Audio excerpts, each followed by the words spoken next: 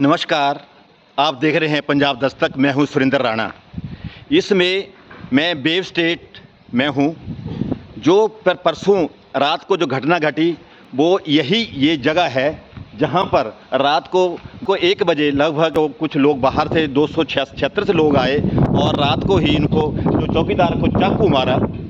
और जो मैं इसी जगह खड़ा हूं, ये है 303 जगह जहां पर रात को ये घटना घटी। ये बेव स्टेट में है। ये बेव स्टेट, इसमें आप सीधे तस्वीरें आप बेव स्टेट से देख रहे हैं। जो रात को घटना रात को 2 बजे घटी, वहाँ से मैं सीधी तस्वीरें आपको अपने टीवी स्क्रीन पर बेव स्टेट से बता रहा हूँ। आप देख रहे हैं पंजाब दस्तक। यहाँ पर रात को जो घटना घटी थी, रात को जो चौकीदार यहाँ सोया हुआ था, यहाँ पर जो घटना घटी, अब यहाँ पर मैं मौके पर आया हूँ। ये देखें, ये 303 फ्लैट है। यहाँ पर रात को चौकीदार था। क्या लोगों का मानना है कि बेव स्टेट में हम लोग सुरक्षित हैं या नहीं? मुद्दा आज का ये है कि हम यहाँ बेव स्टेट में सुरक्षित हैं। लाखों रुपया, हज़ारों रुपया हम अपनी बेव सिक्योरिटी का देते हैं, परंतु हम बेव स्टेट में सुरक्षित हैं या नहीं, इसका आज हम यहाँ के जो प्रधान हैं मनोज जी, उनसे बात कर लेते हैं और यहाँ के जो सिक्योरिटी है उससे बात कर लेते हैं। क्योंकि लोगों ने जो घरों में काम चलाया हुआ है, लोगों को चाहिए जो एक चौकीदार है यही होना चाहिए, एक चौकीदार यहाँ होना चाहिए। परंतु यहाँ देखा है अक्सर लेबर यहाँ रहती है और एक लेबर के पास 15-15 और 10-10 मजदूर होते हैं और रात को यही रहते हैं। रात को ये आपस में लड़ते हैं और रात को हमें मुश्किलों का सामना करना पड़ता है। अब देखें यहाँ बेव स्टेट में जहाँ रेजिडेंस लोग रह रहे हैं, उनको इतनी मुश्किलों का सामना करना पड़ रहा है। तो रात को ऐसे घटना घटे, इसके लिए कौन जिम्मेवार है? क्या हम सारे सेफ हैं? ये आज का मुद्दा यही है। अब आइए मैं आपसे यहाँ के जो प्रधान हैं मनोज जी से भी इस बारे में बात करूँगा और बेव स्टेट में जो सिक्योरिटी है, सिक्योरिटी के इंचार्ज, उससे पूछूंगा। अब मैं 276 पहुँच चुका हूँ। जहाँ साजन दास जी थे, जो 303 से जो दूसरा मजदूर आया, उसने सबसे पहले यहाँ आकर बिजली काटी, 276 की बिजली काटी।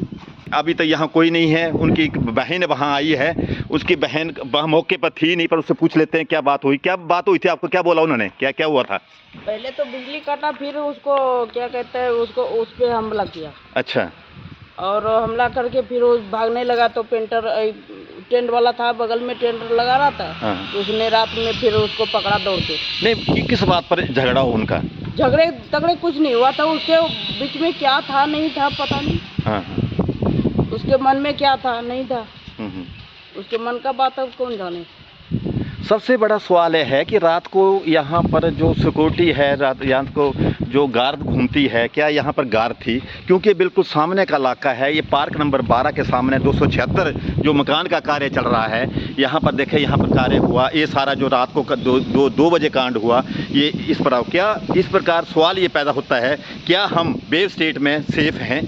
ये सारा यहाँ पर कुछ अपना नाम न बताते हुए लोगों ने कहा कि यहाँ पर हम बिल्कुल सेफ नहीं हैं। यहाँ पर जो जितने भी कार्यकारिणी के सदस्य हैं, ये थोड़े इनका अपना नाम नहीं बताया लोगों के। मैं कई लोगों से पूछा, परंतु उन्होंने कैमरे के आगे नहीं बताया कि पूरी कार्यकारिणी जो है अपने धार्मिक जो कार्यक्रम हैं उसमें रहती है और जो यहाँ के डेवलप्ड वर्क है उसमें कोई ध्यान नहीं देती है। कर रहा हूँ, ये देखें, ये मुद्दा मेरे भाई का पास बना और मैं अंदर घूम रहा हूँ। इसका नाम सलमान है। क्या हम बेव स्टेट में सेफ हैं?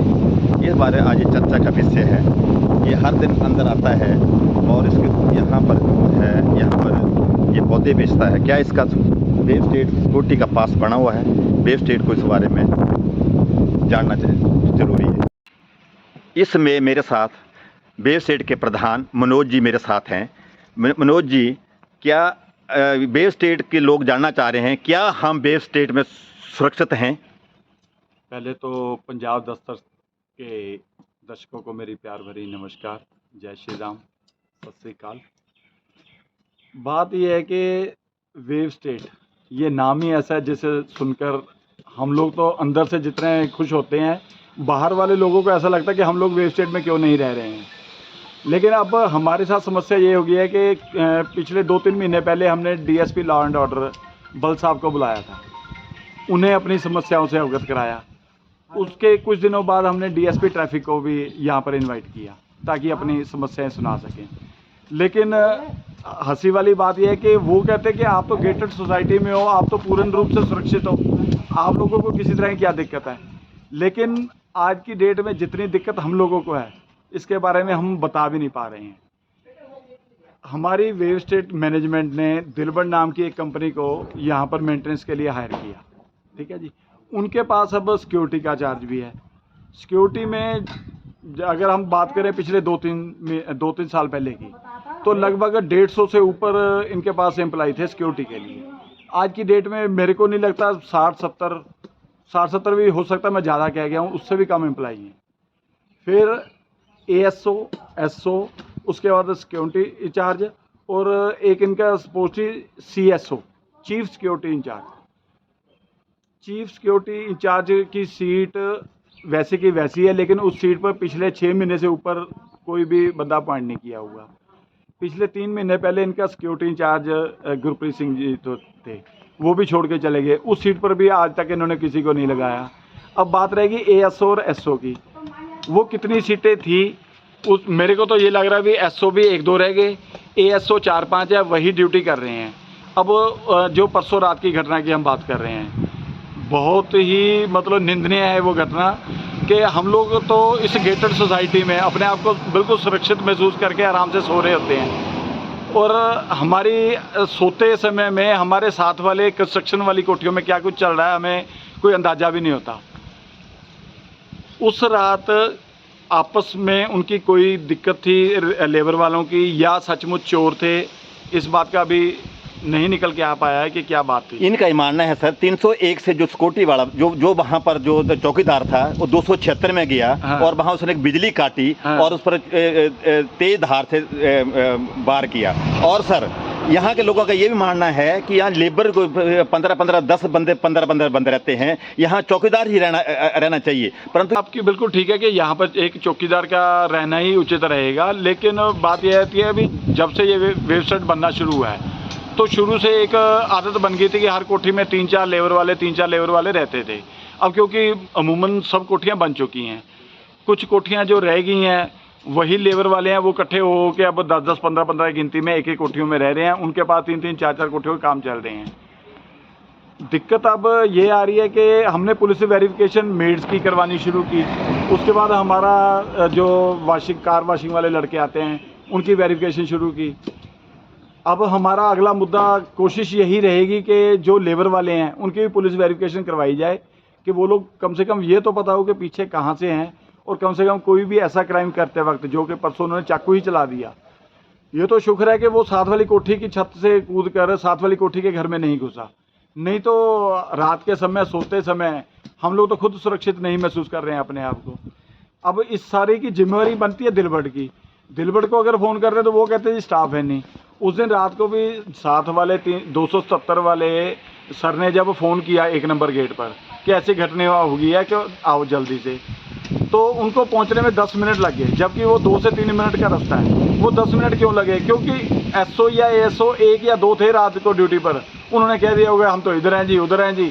अब उनकी भी गलती नहीं है, और दिक्कत तो मौके पर तो दिक्कत हो रही थी ना, चाकू चला है, खून बह रहा है, और संभालने वाला कोई नहीं है।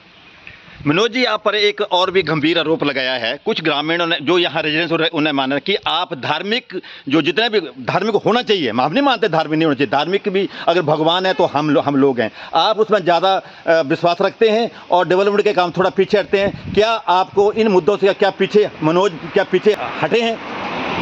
देखो, सनातनी हूँ तो धर्म के नाम पर मेरे को ऐसे कोई इसको आरोप नहीं कह सकते, मैं धर्म को मानता हूँ। और दूसरी बात रही RW की, RW ने ही 4 प्रोग्राम करने के लिए आज से 4 साल पहले मता डाला था, उन्हीं का अनुसरण कर रहे थे, लेकिन पिछली मीटिंग में हमने इन प्रोग्रामों को 2 कर दिया है, यही सोच कर के हमें धार्मिक की तरफ कम और यहाँ के मुद्दों की तरफ ज़्यादा ध्यान देना है। और रही बात मुद्दों से ध्यान भटकने की, तो हमारा कंज्यूमर कोर्ट में केस चल रहा है और रेरा में कोर्ट केस चल रहा है।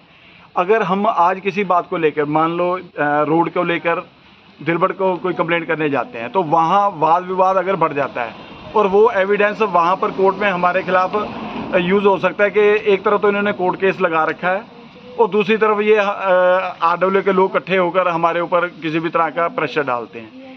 इसलिए पिछले 1-1.5 साल से हम लोग अपने कोर्ट केस को देखते हुए उतना प्रेशर नहीं क्रिएट कर रहे हैं कि हमारा कोर्ट केस पे इसका कोई असर ना हो।